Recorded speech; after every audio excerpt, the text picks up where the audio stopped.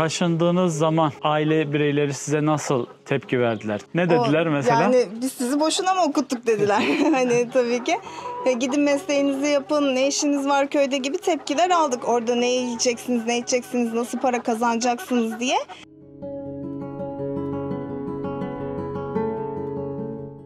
Şu anda uçuşuyorlar. Bir panik oldular, Biri anlamıyorum. atladığı zaman diğerleri de atlıyor. Burada da diğer köylere göre daha çok olanak var. Dediğim gibi sağlık ocağı var, eczanesi var, 7 tane marketi var.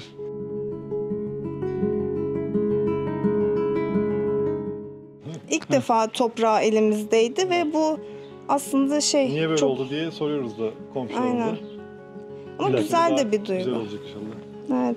Hemen şuradan toplayıp yiyebilirsiniz. Evet. Bir tane alayım. Aynen öyle. İlk geldiğimizde zaten balkondan üzüm toplamıştık şurada. Evet. Çok hoşumuza gitmişti. Üzüm salkımız balkonun balkona içine sarkıyor. sarkıyordu. Orada oturduğumuz yerden dalından koparıp üzüm yiyorduk. Onu hiç unutamıyorum.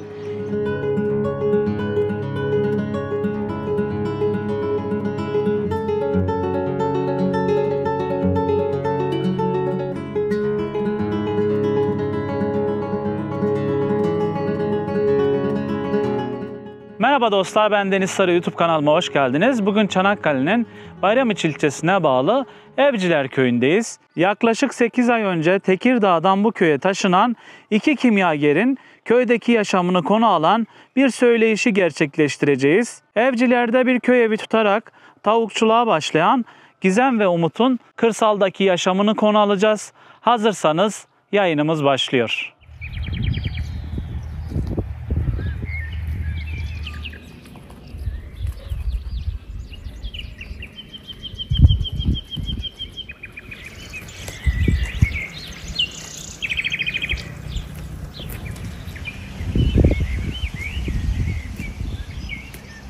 Merhabalar. Merhaba Deniz Bey, hoş geldiniz. Hoş bulduk. Nasılsınız? İyi misiniz? İyiyiz, sizi sormalı. Ayağınıza sağlık. Teşekkür ederim. Ben de iyiyim. Tavukçuluk sektörüyle ilgili biraz sonra bilgi alacağız. Nasıl bu işe başladığınızı anlatacaksınız ama öncesinde sizi tanıyabilir miyiz? Tabii ki. Ben Gizem Alkan Ökten, 35 yaşındayım. Aslen Geliboluluyum, Çanakkale Gelibolu. 8 yıldır da Tekirdağ'da Çerkezköy'de çalışıyorduk. İlaç firmasında görev alıyordum. Ege Üniversitesi'nden 2015 yılında kimya bölümünden mezun oldum. Mesleğimi yapıyordum Çerkezköy'de ilaç firmasında. Sonra yolumuz buraya düştü. Biraz sonra nedenlerini soracağım size. Evet. Eşinizi de tanıyalım. Merhaba, ben Umut Ökten. 7 yıldır ilaç ve kozmetik sektöründe çalıştım. Sonra buraya geldik, yolumuz buraya düştü. Biraz Umut Bey, yani buraya taşınma hikayeniz nasıl oluştu? Neden buraya taşınma ihtiyacı duydunuz? Yani sizi bu şeye iten nedenler nelerdi? Ondan bahsedebilir misiniz? Yani şehrin o artık yorulmuştuk şehirden. Aslında çok bir geçmişimiz yok aslında ama yani fabrika hayatı çok yordu bizi. Yani işten ziyade şehir yordu bizi. Kirli havası, kirli yiyecek, kirli su. O yüzden kendimizi buraya tanıdık. Doğayı seviyorduk. Köyü nasıl buldunuz Gizem Hanım? Biraz onu anlatabilir misiniz? Köyü buraya gelmeden önce Hı hı. aslında köy köy gezdik. Daha çok sizin videolarınızdan köylere baktık. Yenice'nin köyleri, Bayramiç'in köylerini gezdik. Hangi köyler bize uygun, hangileri değil onları araştırdık. Sonra fırsat buldukça hafta sonları sizin videolarınızdan görüp gidelim dediğimiz köylere gittik. Kiralık ev aradık başta. Bakalım bu hayatı yapabileceğiz mi, yapamayacağız mı? Ona bakmak için bir ev kiralayalım dedik. Bu şekilde de Evcilere düştü yolumuz. Burada kiralık ev bulduk gönlümüze göre, hem bütçemize göre. Ondan sonra buraya yerleştik. Evet.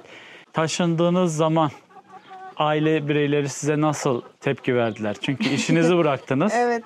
Ne dediler mesela? Yani biz sizi boşuna mı okuttuk dediler. Hani tabii ki. Gidin mesleğinizi yapın, ne işiniz var köyde gibi tepkiler aldık. Orada ne yiyeceksiniz, ne içeceksiniz, nasıl para kazanacaksınız diye çok fazla söyleyenler oldu. Ama biz onları sakinleştirdik. Şehrin durumlarından bahsettik. Ekonomik durumdan bahsettik. Doğanın, oradaki şehir hayatının ne kadar yorucu olduğunu, havanın pis, yediğimiz yiyeceklerin pis olduğundan bahsettik. Hak verdiler. Şu an bizi destekliyorlar aslında. İlk başta hepsi şok oldu. Ama babam da bizimle birlikte evde aradı. Hani o Evet. kadar söylense de işte ben sizi boşuna mı okuttum gidin mesleğinizi yapın dese de bizimle köy köy gezip ev aramamızda da yardımcı oldu babam sağ olsun. Biraz sonra zaten köy evinizi de gezeceğiz. Ama öncesinde tavukçuluk sektörüyle ilgili nasıl bu işe başladığınızı Umut Bey'e sormak istiyorum. Tavukçuluk fikri nasıl oluştu? Ya aslında bundan önce birkaç şey denedik. Mesela zeytin topladık, onun yağını çıkardık. hı. Elma topladık, elma boyladık. O tarz şeyleri denedik ama Zeytin tarım topladık. kısmında zeytin topladık.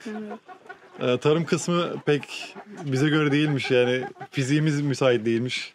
Ha Alışın yani değilmişiz. şehirden taşınırken şey mi dediniz? Gideriz en kötü ihtimal tarlada çalışırız. Evet, aynen o şekilde Meyvecilikte yani. çalışırız. Aynen yani aç kalmayız hani. Yani En kötü yövmeye elma gidip toplarız. karnımızı doyururuz diye düşünmüştük. Aynen yeter ki temiz havada yaşayalım diye. Ama o da bedenen çok yordu bizi. Bize göre değilmiş yani biz yıllardır masa başında çalışan insanlardık. Burada bedenen de çok yorulduk. Ya yormasının yanı sıra bir de milletin bir günde yaptığı işi biz 5 günde yapabiliyorduk. O yüzden bize göre olmadığını gördük. Kaç ay oldu şu an buraya geleli? Eylül'de geldik 8 8 ay. ay oldu. 8 ay oldu. 8 aydır aydır. buradasınız. 8. ayımız. Tavuklar da bir ay önce geldi işte. Tavuk konusunda da biz önce bahçemizde kendi yumurtamızı yiyelim diye 3 tavuk bir horoz alırız diyorduk. Sonra tabii paraya da ihtiyacımız var. Bir şekilde kiraları, faturaları ödememiz lazım. Pazar masrafımızın çıkması lazım. Sonra dedik tavukçuluğu biraz araştırdık aslında. Bu işi yapanları araştırdık. Bize daha çok mantıklı geldi. Hani bu işi biz daha çok yapabilirmişiz gibimize geldi ve şu an buradayız 500 tavukla. Bir çadırın içindeyiz. Hangi cins bu tavuklar? Tinted Coral. Tinted Coral cinsi tavuklar. Evet. Yani az yemeyip çok verim veren Evet. cins olarak biliniyor şu an. Daha dayanıklı hem hastalıklara. Şu anda yumurta almıyorsunuz yeni geldiği Evet, için. şu an yarkalarda yeni büyüyorlar. Haziran'ın 2. haftası yumurta bekliyoruz. Evet. İşte o sırada folluk falan da koyacağız buraya. Bu 2 haftalık, 3 haftalık bir süremiz var. Yani Eksiklerimizi gidereceğiz. bunu özel tavsiye üzerine mi bu cinsten aldınız yoksa? Tavsiye. Çoğu kişi bu cinsi önerdi. Son dönemde revaçta olan cins. Günlük mesela Hem sakin. 500 tavuğun gideri ne oluyor? Hani yumurta vermeye başladıklarında yüzde kaç sizce verim olur? Yani söyleyenler bunu ne diyorlar? Ya günlük şu an yem gideri var. Suyumuz zaten Kaz Dağları'ndan geldiği için onda bir gider olmuyor. Arada hastalıkları çıkıyor. Yem gideri olarak da bir çuval yiyorlar. O da 820 lira, 830 lira gibi bir masrafı var. Onun dışında elektrik masrafımız var. Yani şu an sadece hastalık olduğu zaman ekstra masraf çıkıyor. Onun dışında bir masrafları yok. Elektrikle birlikte 1000 lirayı buluyor mu? Yoksa daha mı fazla? Yani son Aylık. elektrik 2 ayda bir fatura geldiği için daha Henüz elektriği elektrik evet. faturamız gelmedi hesap Aynen. Ha, o yapalım. zaman hesabını ortalama 500 tavuğun gideri 1000 lirayı Yani buluyor. günlük 1000 lira Diyebiliriz. masrafı diyebiliriz evet. Peki yumurta vermeye başladığında hani gelir gider böyle planlama yaptınız şu anda. Planlamaya göre yüzde kaçı size kalır? Biraz böyle hani şehirden izleyenler geldiğinde tavukçuluk yapacaklar ya. Buna yönelik böyle bir bilgi verirseniz. Yani %50 gibi bir kısım kalıyor. %50. Perakende satarsanız. Hı hı. %50'si size kalıyor, %50'si masraflara gidiyor. Ekstra masraf çıkarsa kârdan düşüyorsun. Yani kendi cebine Evet. kalan paradan düşeceksin. Evet, umarım %50'si kafadan gidiyor yeme, işte elektriğe, ilaçlara falan. Ya bu işe girmeden önce aslında biz biraz kötü koşul da hesapladık. Hani 500 tavuk var, günde 500 yumurta değil de hani %100 verim değil. İşte o 300 yumurta alalım günde. İşte 8 liradan değil de 6'dan satsak vesaire diye hesap kitap yapınca giderleri de düşünce masrafları bize yine geçimimizi sağlayacak kadar bir para kalıyordu. Hani fazlasında gözümüz olmadığı için tabii. öyle tabii. Şimdi gidip bir işte sabahtan işte 9 akşam 6'ya kadar çalışmaktan herhalde kat ve kat iyidir değil mi bu? Katıya, aynen. Çok Sabah zamanınızı gibi. alıyor mu mesela tavuklar? Yok şu an almıyor. Şu an henüz ilk kılavuz yumurtayı görmeden de dışarı çıkartamıyoruz. Ama dışarı çıkaracağımız zaman da çok fazla vaktimizi almayacaktır. Şu an sabahları geliyoruz, yemlerini kontrol ediyoruz, sularına bakıyoruz. İşte 2 haftada bir çadırın temizliğini yapıyoruz. Yani gün içerisinde maksimum 3 saat harcarız hani Evet, bir ekstrem sabah bir akşam durumlar çıkmazsa. bir saat yani. Birer saat. Çadır kaç metrekareydi? 7 çarpı 10 70 metrekare. Yetiyor 500 değil mi? tava, aynen. Böyle önerdiler. Bir de Hani havalandırması var. Aynen. Egzoz fanımız var. Işık Ee, sürekli mi olması gerekiyor? Yok, geceleri kapaması gerekiyor da başta alışmaları için ışığı açık bırakıyorsunuz bir 10 gün. İlk bize başlarda. öyle önerdiler. Evet. Yani şu an daha biz de alıştıramadık. Işığı kapatınca yığılma oluyor. Onu da Panik inşallah bir oluyorlar. şekilde Peki halledeceğiz. fire verdi mi? Aldıktan sonra mesela 500 tavukta fire Evet, verdiniz mi? kesinlikle oluyor.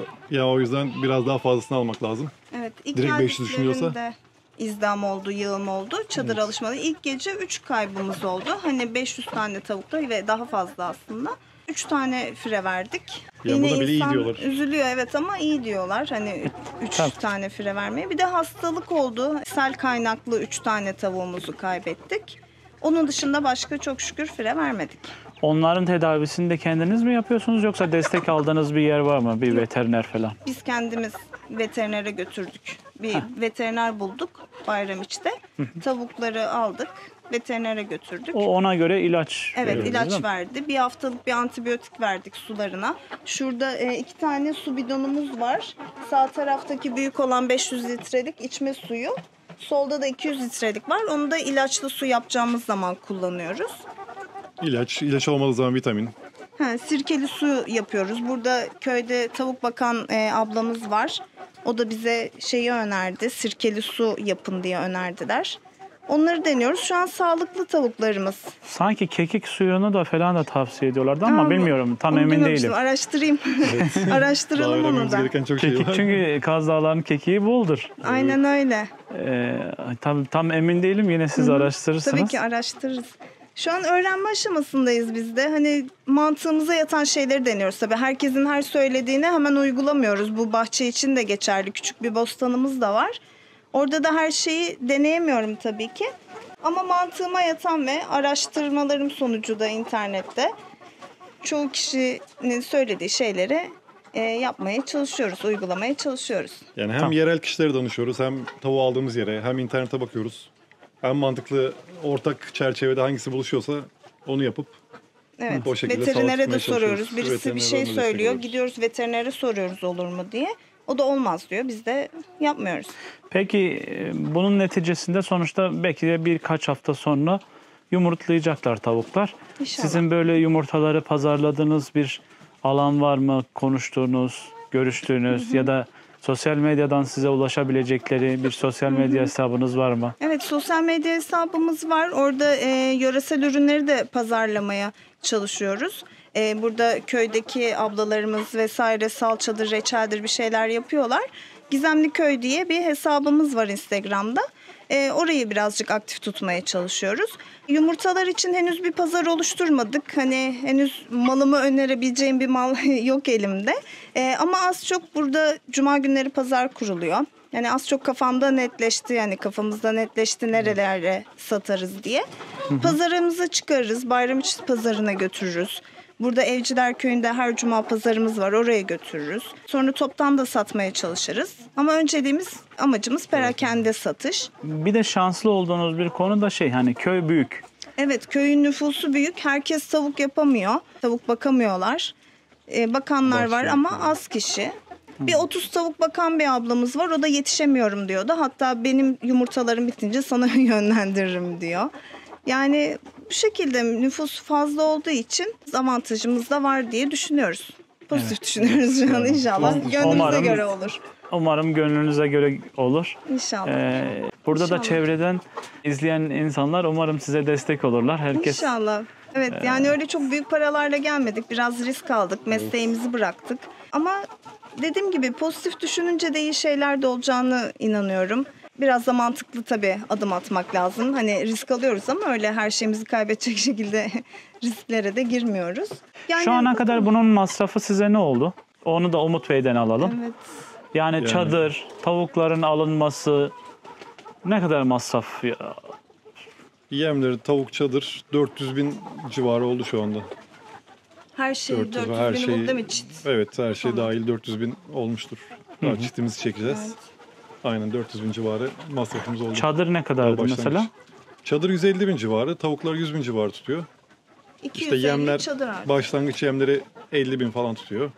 İşte diğer giderler kepçesidir, şeyidir. Su Yanlar bidonu çittir, aldık. bidondur, borudur, işte tünektir, Tabii, folluktur. Bunlar da 400.000 civarı bir Ki para lazım başlangıçta. Daha soğutucu pet de koymayı düşünüyoruz. Yazın çok Evet, soğutucu sıcak pet de olacak önemli. burası. Şimdiden bile 25 dereceleri gördüğünde hava burası bayağı şeydi. Şu an- Yüksekti. Şu anda uçuşuyorlar.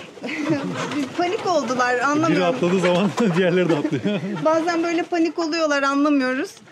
Onları da öğreneceğiz inşallah. Tabii Aynen. biz şu anda onların havalandırmasını çekim yapıyoruz diye kapattık Evet, arkadaşlar. tamam. Daha fazla rahatsız etmeden isterseniz köy evine geçelim. Tabii.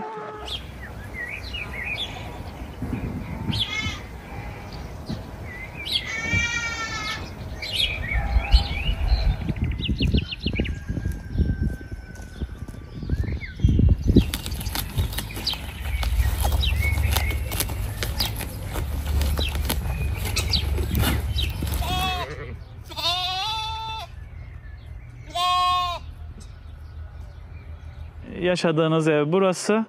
Burası da iş yeriniz. Arka tarafta Kaz Dağları'nın uzantıları var. Biraz köy yaşantısına değinebilir misiniz? Köy hayatını nasıl karşıladınız? 8 aydır buradasınız. Daha önceden şehir hayatı vardı. Zorlandınız mı? Yani şöyle ilk geldiğimizde zorlanmadık tabii ki biz şehirden artık hani koşarak uzaklaştığımız için buraya kendimizi atınca bir rahatladık. Zaten biz eşimle de doğayı seven sürekli kamp yapan bir çifttik. Tatillerde çalışıyorken de öyle sürekli şeylere giden hani nasıl desem Doğa, yeşillik. doğa yeşil yani böyle büyük otellere tercih etmiyorduk. Kalabalık böyle animasyonlu havuzlu otelleri tercih etmedik hiçbir zaman. Hep doğanın içine bungalov evler ya da işte çadır kampı, doğayla iç içe olmak bizim hoşumuza gidiyordu. O yüzden burada yaşıyor olmak bizim için ayrıca bir mutluluk. Sadece kışın zorlandık. Kışın çünkü soba yakmak zorunda kaldık. Salondan çıkamıyordum yani. Ben mutfağa bile zor gidiyordum. Çok fazla üşüdüm. Ama onun dışında her şey çok güzeldi. Sadece kışın soğuk beni çok zorladı. Burada belli alışkın başlı değilim. mesela temel ihtiyaçlarınızı nereden karşılıyorsunuz? Nereye gidiyorsunuz? Ya köyümüz aslında büyük. Hani 2 tane market var. Kaç tane? 7 tane 7 marketimiz tane var. falan da bakkal var galiba. Evet, Oo, yani bayağı bir de büyük. bakkal 2000 var. nüfuslu herhalde değil mi Evet, burası? 2000 nüfus. Son Böyle sayımda yavaştan büyük. geçelim o zaman eve doğru. Pazarımız da kuruluyor cuma günleri. Yine çevre köylerden gelen ablalarımız da kendi yetiştirdikleri sebzelerden, meyvelerden getiriyorlar. Onlara da ulaşım kolay oluyor. Zorlanırsak da Bayramiç'e zaten 20 kilometre uzaklıktayız ilçe merkezine. Bayramiç'ten de diğer ihtiyaçlarımızı gideriyoruz. Sağlık ocağımız var. Eczanemiz var burada. Diğer köylere göre fark olarak. Evet. O Evet. konuda avantajlıyız. Eczane olması çok avantajı oldu bizim için. Ya başta biz direkt daha orman içine gidelim diye düşünüyorduk ama sonra gezdikçe fark ettik ki biraz şehirden baştan kopmak için daha büyük bir köye yerleşelim. Yani biraz daha olanaklarımız olsun ki yavaş yavaş alıştıralım kendimizi diye. Burada da diğer köylere göre daha çok olanak var. Dediğim gibi sağlık ocağı var, eczanesi var, 7 tane marketi var.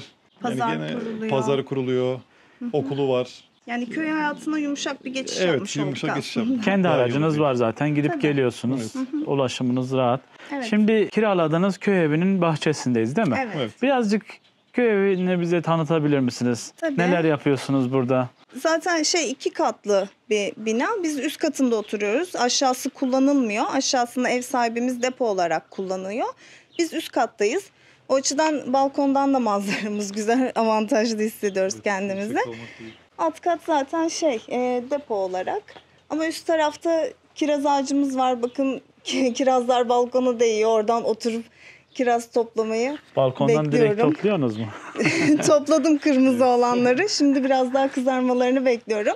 Balkondan asma yapraklarını topladım. Sarma yaptım. Aşırı lezzetliydi. Tohuma kaçmış marullarım var, evet. Geçti biraz daha. Aynen, buraya işte ata tohumu almıştım ben internetten bir abiden. Ata tohumu yetiştiriyor. Onun tohumlarını veriyor insanlara, dağıtıyor, satmıyor. Ata tohumlarından işte marullarımız var. Maydanoz, dereotu vesaire. Onları yetiştirdik, buraya koyduk. Yazın da bahçe yapacak mısınız? Mesela bu tarafta Bu tarafta şeyler yapmışsınız. evet, burada da yine deneme alanımız aslında burası bizim. Onu da komşum vermişti tohumlarını. Hı hı. Çok güzel bir sürü bezelyemiz oldu. Bunu yaprak bezelye diye geçiyormuş. Ben bilmiyordum yaprak bezelye. Şu an ilk defa bunlar çıkınca gördüm. Normalde bu içini açıp bezelye alınmıyor. Hani taze fasulye gibi olduğu gibi haşlanıp yeniyormuş. Onu tecrübe edeceğiz inşallah. Ondan sonra kabaklarımız var. Domates ektim.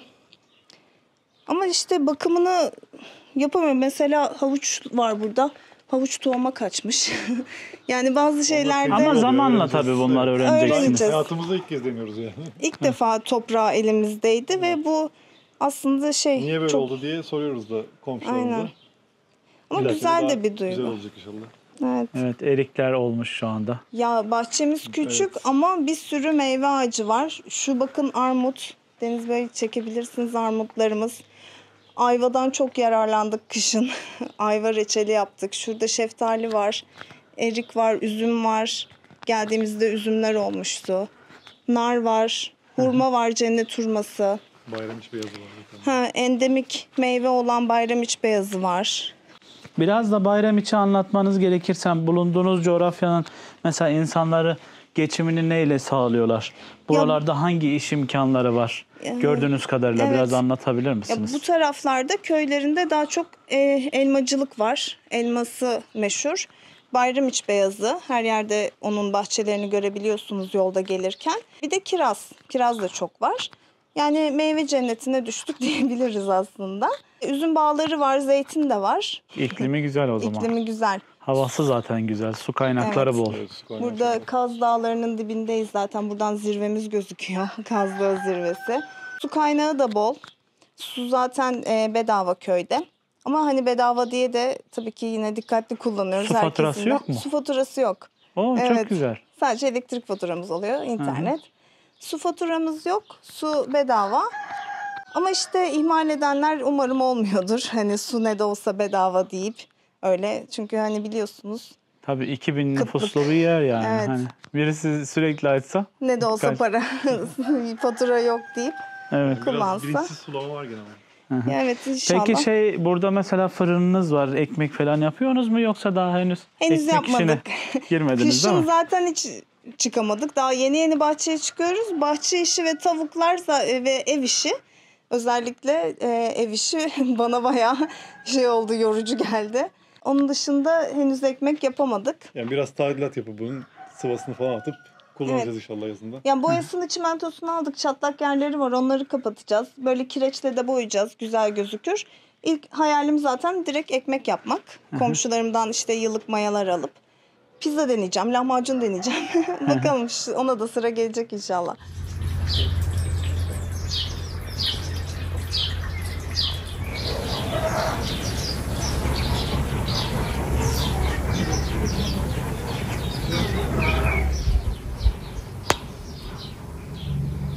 Ve burası da bizim 1+1 köy evimiz. Buyurun şöyle. Hemen şöyle gösterelim. Koridorumuz. Koridorda zaten oda gibi. Kitaplık yaptık oraya. Kitaplığımız hiçbir yere sığmayınca Evet, biz burada de küçük şey koridora oldu. koyduk. Burada da odalar var. Odaları göstermeyelim. Şöyle mutfağını gösterelim. Şu şekilde. Burası mutfağı. Burası da balkonu. Evet, balkonu da güzel. Hem Yani manzarası da çok güzel. Şimdi şu karşıda gözüken yer Kaz Dağı zaten. Evet, zirvesini görüyoruz oradan. Sarı Kız'a yakın mı orası? Orası Sarı Kız. Sarı Kız değil mi orası Evet. şu an? Evet. Bildiğim kadarıyla öyle. Gitmek nasip olmadı henüz ama öyle oraya çıkma, zirveye çıkma gibi bir planımız Evet. da var eşimle. Zaten arkadaşlar şu hemen Kaz Dağları'nın diğer tarafı da Edremit kısmı oluyor. Akçay, Güre, Altınoluk gibi tatil beldelerinin bulunduğu yer. Milli Park'ta zaten bu bölgede, yani o denize bakan tarafında. Burası da kuzeybatısı. Evet. Aslında Evciler Köyü de bir ilçe olacak düzeyde kalabalık. Hemen şuradan toplayıp yiyebilirsiniz. Bir Evet. tane alayım. Aynen öyle. İlk geldiğimizde zaten balkondan üzüm toplamıştık şurada. Evet. Çok hoşumuza gitmişti. Üzüm salkımız Direkt balkonun balkona içine sarkıyor. sarkıyordu. Orada oturduğumuz yerden dalından koparıp üzüm yiyorduk. Onu hiç unutamıyorum. Geçenlerde de bu asma yapraklarını topladım. Asma sarma yaptım. O da çok lezzetli oldu. Ya bu böyle küçük şeyler ama bizim için çok büyük. Bir de bitkileri aşama aşama görüyorsunuz. O çok güzel oluyor. Büyüyüşlerini, yaprakların çıkışlarını, uzamalarını. Sonbahardaki Kademe kademe hallerine, görmek. kışın, ilkbahardaki hallerine her şeye şahit olduk. Mesela ben bu Çok hoşuma üzüm salkımlarının bu halini hiç bilmiyordum. Görmemiştim çünkü yani hiç köy hayatı da görmedim daha önce. Hep şehirdeydik. Bu küçük hali. Yeni Evet. tutmuşlar. Bunlar Büyük. üzüm olacak yani ben bu şekilde daha önce hiç görmemiştim. Şimdi buradasınız. Nasıl, mutlu musunuz? Son 8 ayda neler yaşadınız? Biraz böyle Yani- duygu ve düşüncelerinizi biraz alalım. Bir kere psikolojimiz düzeldi her şeyden önce. Herhangi bir stres şeyimiz yok burada, kaynağımız yok. Tek geçim derdimiz sıkıntı. Onu düşünüyoruz bir tek. O şehirde de var. Onun dışında trafik yok, bir şey yok. Havası temiz. Yani çok her uyandığımızda ayrı keyif alıyoruz. Şu Biraz- manzarayı görmemiz bile yetiyor. Biraz da böyle geleceğe yönelik planlarınız var mı? Mesela hani şu anda tavukçuluk başladınız. Ama daha tabii ürün alamadınız ama yakında alırsınız. Umarım istediğiniz gibi olur. Böyle planladığınız şeyler var mı köy hayatıyla ilgili, kırsaldaki yaşamla ilgili? Yani ben gene tavuk düşünmeyi, yani işi büyütmeyi düşünüyorum. Ama eşimin başka planları var. Onun Evet. planları uzun vadede Ben daha... de kimyager olarak sabun yapalım diyoruz. Yani organik sabun denemelerim başarıyla sonuçlandı diyebilirim. Sabun yapacağım. Daha sonra böyle organik kozmetiğe geçmek istiyorum. Tıbbi ve aromatik bitkileri kullanarak bir sabun ve kozmetik ürünleri yapmak bir hayalimiz var. Bir marka oluşturmayı istiyor Tabii, musunuz Evet, istiyoruz. yoksa? uzun vadede düşünüyoruz onu da. Yani hesabımızın ismi Gizemli Köy'dü. Yine Gizemli Köy sabunları, Gizemli Köy kremi vesaire olabilir. Neden olmasın? İleride öyle bir hayalimiz var. Kendimize ait bir yerimiz olsun. Benim bir sabun atölyem olsun. Orada işte sabunlarımı, kremlerimi Belki şampuan yapayım. yapacaksınız. Belki Çünkü de, kimyagersiniz. Aynen. Yani bir sürü kozmetikte kullanılan Evet. bir sürü ürün de var. Tamamen bitkisel kaynaklı ve kimyasal içermeyen hem sağlığımıza hem de çevreye zarar vermeyecek şekilde bir ürünler üretmek hayalim. İnşallah olur. Yavaş yavaş başladım. Şimdi çörek otu yağlı bir sabun yaptım. O da saça ve cilde de çok faydası var. Tabii ki kimyasal yok yani. İçerisinde sadece bitkisel yağlar var. Bunları işte pazarlamak istiyoruz ileride. Evet. Bu şekilde. Evet arkadaşlar, Gizem ve Umut'un Instagram adresini takip etmiyorsanız şu anda açıklama kısmında ve ekranlarda göreceksiniz. Umarım istediğiniz gibi olur her şey. İnşallah. Deniz Bey, Benim çok sağ olun. sormadığım, sizin söylemek istediğiniz bir şey var mı? Ya doğayı sevenler genelde geliyor buralara ama geldiklerinde çevreye de yine hassas olmalarını öneriyoruz. Çöplerini yanlarında götürsünler, sağa sola atmamaya çalışsınlar. Burada köye geldiğimde hani havası güzel, doğası temiz, her şey tamam ama ya bir bakıyorum etrafta çok fazla çöp var. O çöplere bir ara takındım, hani müsait olduğumuzda alacağız, biz kendimiz toplayacağız artık. Doğaya karşı Evet. saygılı olmamız lazım. Ya zaten kuraklık bizi bekliyor. Hani ileride yağışlar ortada, hani su kaynaklarımız azalacak. Onları da boşu boşuna kirletmenin bir anlamı yok. Yani doğa bizim, ona da evimiz sonuçta. Oraya da bakımını yapmak, sahip çıkmak lazım, temiz bırakmak lazım. Evet. Umut Bey'den de alalım. Ya ben Son de cümle. köye yerleşecekler için bir şeyler söyleyeyim. Öncelikle yani çok büyük bir para olmasına gerek yok. Önemli olan istek. Gerçekten bu işi yapmak istiyorlar mı? Gerçekten köyde yaşamak istiyorlar mı? Yoksa şehirde mi yaşamak istiyorlar? Buna bir karar versinler, bir kiralık denesinler. Bir yer kiralasınlar, gelip gitsinler. Bir denesinler, ona göre karar versinler. Yani direkt yerleşeyim ya da ben yapamam diye düşünmesinler. Bir şekilde bir yerlerden kapılar açılıyor. Yani bir yolu bulunabiliyor. Biz de başta hiçbir şey bilmiyorduk ama yavaş yavaş öğreniyorsun. Şimdi mesela tavuk hayatımda görmemişim belki ama şu an tavukçuluğa başladık mesela. Bir şekilde kapılar açılıyor. Gençken denesinler. Emekli beklemesinler. Bu şekilde ben de onlara öneri vereyim. Tabii şu anki emeklilik de hakikaten şey gibi ya. Yani Yani mezarda Evet, emeklilik gibi. O saatten sonra da köye yerleşmenin Yani- bir anlamı olmaz zaten. Keyfini süremezsin. Evet. Ya bir nevi aslında hayatta kalmaya çalışma çabamız aslında bizim köye yerleşmemiz. Evet. En güzelini Aynen. yapmışsınız. Umarım hayal ettiğiniz gibi olur. Burada İnşallah. başarırsınız. Zaten buraya kadar geldiyseniz bence yolunuz açık. İnşallah. Her şey için de teşekkür ederiz bugün bizi kabul ettiğiniz için. Biz teşekkür teşekkür ederiz. Hı hı. İyi ki geldiniz. Ayaklarınıza sağlık. Çok sağ olun. Görüşmek dileğiyle. Görüşürüz.